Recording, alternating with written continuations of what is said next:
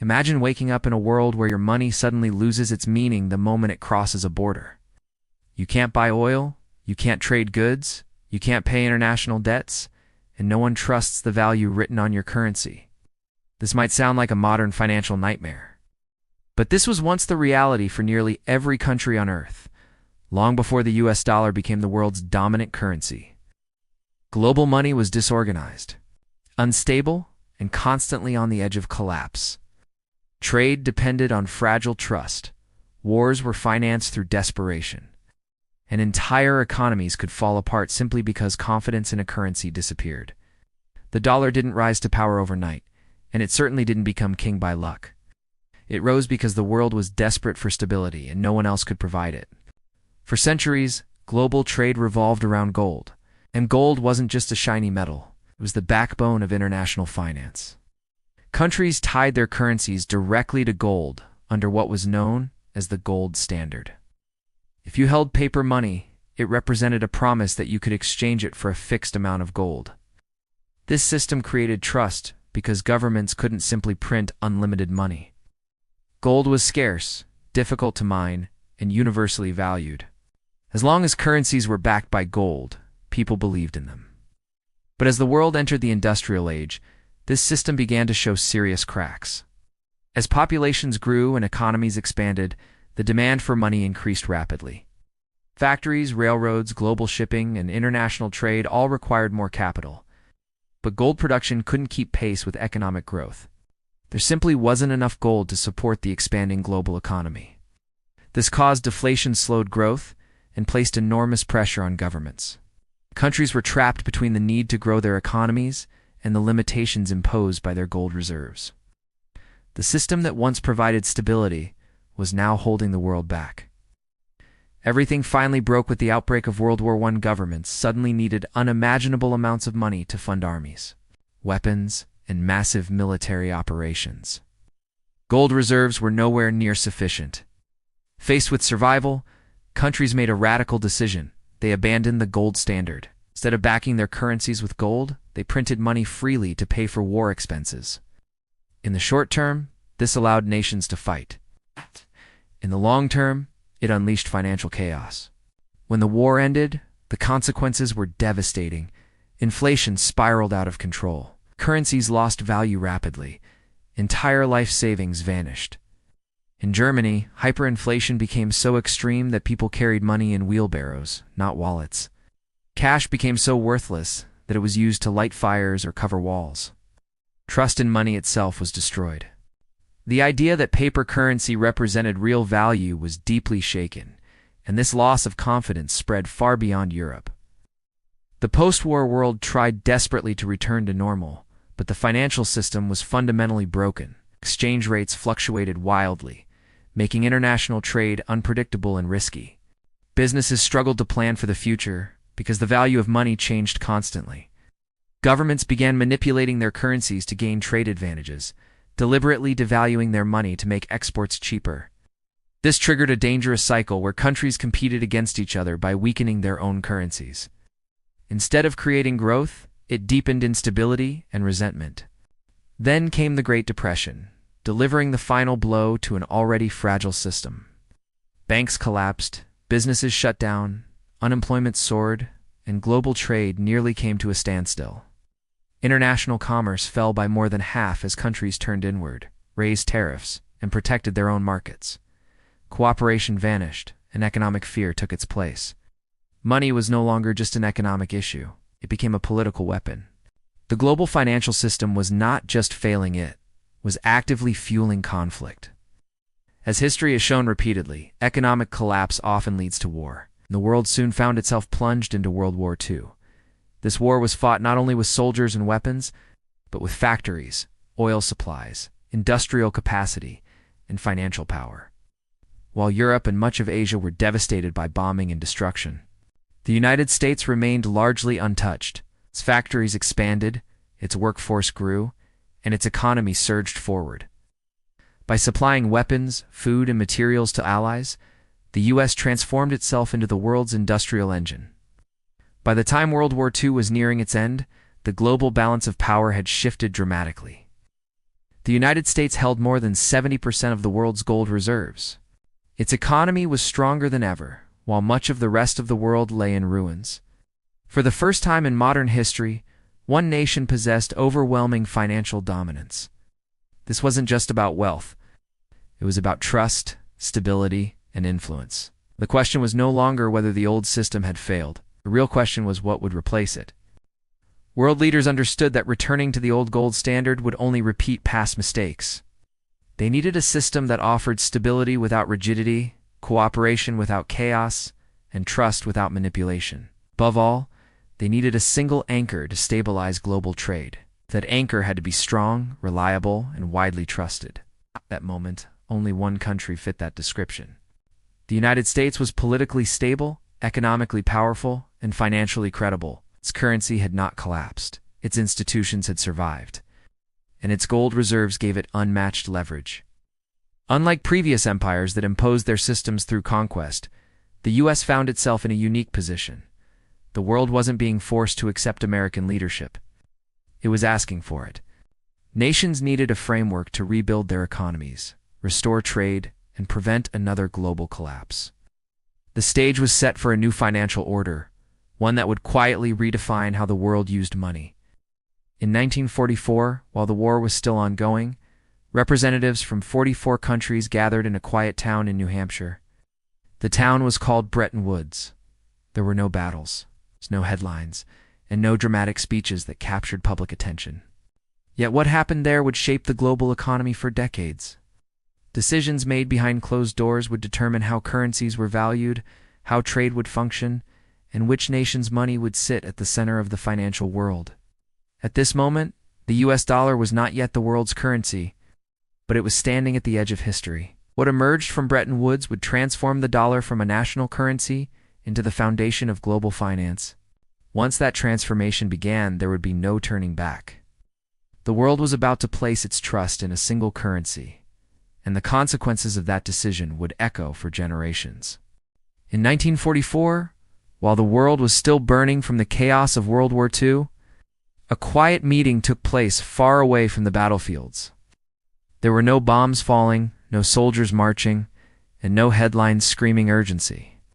Yet this meeting would shape the financial future of the planet more than most wars ever did. Delegates from 44 nations gathered in Bretton Woods, New Hampshire, carrying with them the economic scars of depression, inflation, currency collapse, and war. Every country in that room understood one thing clearly: if the world returned to the old system, it would eventually collapse again. They were not just rebuilding economies, they were trying to redesign how money itself worked. Trust was the most valuable currency in that room, and almost none of it existed. Before the war, countries had repeatedly broken promises, abandoned gold convertibility, manipulated exchange rates, and printed money recklessly. No one wanted to hand over economic power to another nation again, yet everyone knew that a completely independent system would fail. A shared framework was necessary, but it had to balance cooperation with sovereignty. This tension defined every discussion at Bretton Woods. Two visions quickly emerged. One was led by the United States, represented by economist Harry Dexter White. The other came from Britain, led by the legendary economist John Maynard Keynes. Britain's economy had been devastated by the war, and Keynes feared a system that would give too much power to one nation.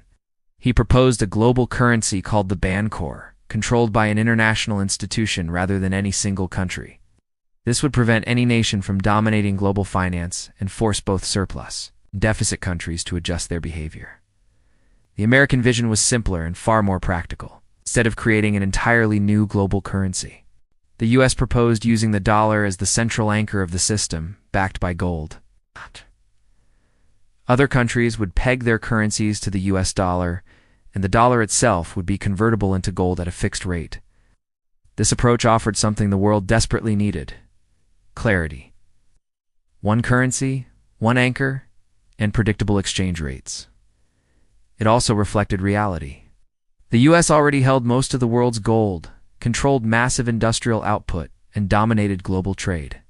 While Keynes' ideas were intellectually powerful, Britain lacked leverage. The country was heavily indebted to the United States, and depended on American financial support to rebuild. The harsh truth was that economic influence now followed industrial and financial power, not theory. The U.S. didn't need to force its vision onto the room. The numbers spoke for themselves. Most countries recognized that without American backing, no global system could survive. The agreement that emerged from Bretton Woods was a compromise, but one clearly tilted in favor of the United States. Under the new system, the U.S. dollar was fixed to gold at $35 per ounce. Foreign governments and central banks could exchange dollars for gold at this rate, ensuring trust in the dollar's value. Other countries fixed their currencies to the dollar, allowing only small fluctuations. This created a stable web of exchange rates, reducing uncertainty and encouraging international trade. This structure quietly transformed the U.S. dollar into something unprecedented. It was no longer just America's money. It became the reference point for nearly every other currency in the world. If you wanted to trade internationally, you needed dollars. If you wanted to stabilize your currency, you pegged it to the dollar. If you wanted to hold reserves, you held dollars. Gold was still there, but it had been pushed into the background. The dollar became gold's representative on the global stage. To manage this new system, two powerful institutions were created. The International Monetary Fund was designed to provide short-term financial support to countries facing balance of payments problems, preventing currency crises from spiraling out of control. The World Bank was created to fund long-term reconstruction and development, helping war-torn nations rebuild infrastructure and grow their economies. These institutions were presented as neutral and cooperative, but their structure reflected American influence, with voting power tied to financial contributions. For the first time, the world had a coordinated monetary framework. Exchange rates were stable. Trade expanded rapidly. Economies rebuilt faster than anyone had expected. Europe experienced a historic recovery. Global commerce surged, and living standards rose across much of the developed world. To many, Bretton Woods seemed like proof that financial cooperation could prevent future disasters. The system worked, and it worked remarkably well. But beneath the surface, a quiet imbalance was forming. As global trade expanded, the world needed more dollars to function. Dollars flowed out of the United States to pay for imports, foreign aid, military bases, and international investments. These dollars accumulated in foreign central banks, which trusted that they could always be exchanged for gold if necessary. On paper, the system was stable. In reality, it depended entirely on one assumption, that the United States would always have enough gold to back its promises. This created a paradox that few fully understood at the time. For the world to have enough liquidity, the U.S. had to run deficits and send dollars abroad. But the more dollars that circulated globally, the harder it became for the U.S. to maintain gold convertibility. If too many countries demanded gold at once, the system would collapse. Stability required imbalance, and imbalance carried risk. For years, confidence remained high. The U.S. economy was strong, and its gold reserves were vast. Few questioned the dollar's reliability. But as decades passed, pressures increased. Military spending rose, especially during the Cold War. Social programs expanded. Imports grew faster than exports. Slowly, the supply of dollars in the world began to exceed the gold backing them. The system that once guaranteed trust was quietly drifting toward its limits. Yet despite these cracks, Bretton Woods achieved something extraordinary. It placed the U.S. dollar at the center of global finance in a way no currency had ever been before. Oil, commodities, international loans, and trade contracts were increasingly priced in dollars. Central banks structured their reserves around the dollar. Financial markets began to think in dollar terms. Even countries that disliked American influence found themselves dependent on American money. By the time concerns about gold convertibility became serious, the world was already deeply integrated into a dollar-based system. The dollar wasn't just a currency anymore. It was infrastructure. It was the operating system of global finance. Replacing it would have meant rebuilding the entire economic framework from scratch, something no country was willing to risk. What began at Bretton Woods as a solution to post-war chaos had quietly evolved into something far more powerful. The dollar had become indispensable, and that dependence gave the United States a level of financial influence unlike anything seen before in history. But systems built on trust are only as strong as the promises behind them. As the pressure on America's gold reserves mounted, the world moved closer to a moment that would test the foundations of Bretton Woods itself. The question was no longer whether the dollar dominated global finance. The question was whether the system supporting it could survive. And soon, that question would be answered. On August 15, 1971, President Richard Nixon made a decision that would change the financial world forever. In a televised address to the nation, he announced that the United States would suspend the convertibility of the dollar into gold. In simple terms, the U.S. was breaking its central promise. Foreign governments could no longer exchange dollars for gold. The anchor of the global monetary system was removed overnight. This moment became known as the Nixon Shock. There were no negotiations, no international agreements, and no warnings the decision was unilateral. For the first time in modern history, the world's reserve currency was no longer backed by anything tangible. The dollar became a fiat currency, supported only by trust in the U.S. government and the strength of its economy. The immediate reaction was confusion and fear. Markets were thrown into turmoil. Exchange rates began to fluctuate freely, ending decades of stability. Many believed this would mark the end of the dollar's dominance. Without gold, why would the world continue to trust American money? Critics predicted inflation, currency collapse, and the rise of alternative systems. It seemed logical. The rules had been broken, and history suggested chaos would follow. But something unexpected happened. Instead of abandoning the dollar, the world adapted to it. There was no realistic replacement ready. Europe was still divided. Japan's economy was growing, but not dominant. No other currency had the liquidity, stability, or global reach of the dollar. Even without gold, the dollar remained the most practical option. The U.S. used this moment to its advantage. With gold no longer a constraint, America gained unprecedented monetary freedom.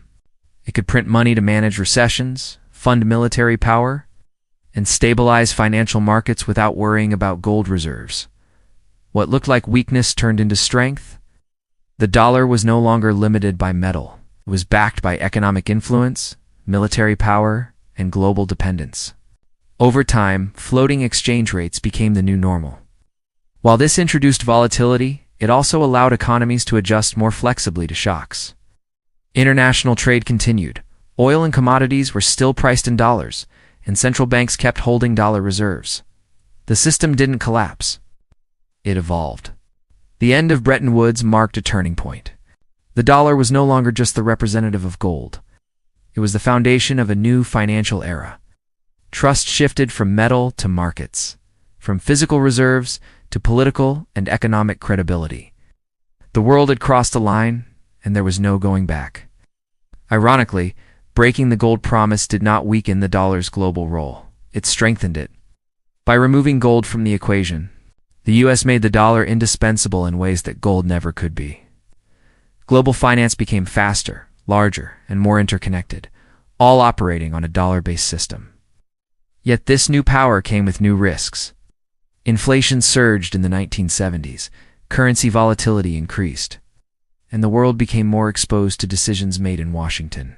The dollar's dominance now depended entirely on trust in U.S. leadership and policy choices. The events of 1971 did not end the story of the dollar. It began a new chapter, one where money was no longer tied to metal, but to confidence, power, and global influence. A system built on trust had replaced a system built on gold, and the consequences of that decision are still shaping the world today. When the United States abandoned gold in 1971, many believed the dollar's global dominance would slowly fade away after all. For centuries, powerful currencies had relied on precious metals to maintain trust. Without gold, the dollar seemed exposed. It was now just paper backed by government promises. Yet instead of collapsing, the dollar entered a new phase of power. What followed was not the decline of the dollar, but its transformation into something even more influential. The world still needed a central currency. International trade, financial markets, and global debt all depended on a common medium of exchange. Despite its flaws, the US dollar remained the most liquid, widely accepted, and stable option available. No other currency had the depth of financial markets, political influence, or military backing that the United States possessed, even countries skeptical of American power found themselves continuing to rely on the dollar, because abandoning it would create more risk than staying within the system. But the U.S. understood that trust alone was not enough. To maintain dollar dominance without gold, it needed a new anchor. That anchor emerged through energy. In the early 1970s, the world faced oil shocks that sent prices soaring and economies into recession. Oil was the lifeblood of modern economies, and demand for it was universal. Recognizing this, the United States made a strategic move that quietly reshaped global finance. Through agreements with Saudi Arabia and other major oil-producing nations, the U.S. ensured that oil would be priced and traded exclusively in U.S. dollars. In return, the United States provided military protection, political support, and access to American financial markets. This arrangement created what became known as the petrodollar system. From that point forward, any country that wanted to buy oil needed dollars, regardless of where it was located or what currency it used domestically. This single shift locked global demand for the dollar into place. Energy importing nations had no choice but to hold large dollar reserves. Central banks around the world accumulated dollars not because they loved American policy, but because their economies depended on it. Oil exporting countries recycled those dollars back into U.S. financial markets, purchasing government bonds and other assets. This created a powerful feedback loop that strengthened the dollar's position even further. The petrodollar system also gave the United States extraordinary advantages.